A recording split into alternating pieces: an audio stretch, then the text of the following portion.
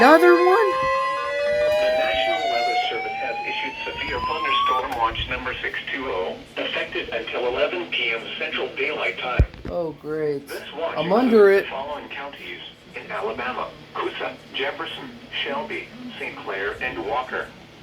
Remember, a severe thunderstorm watch means the conditions are favorable for the development of severe weather, including large hail and damaging winds in and close to the watch area.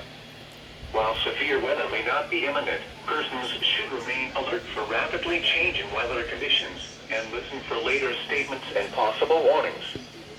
Stay tuned to NOAA weather radio, commercial radio and television outlets, or internet sources for the latest severe weather information.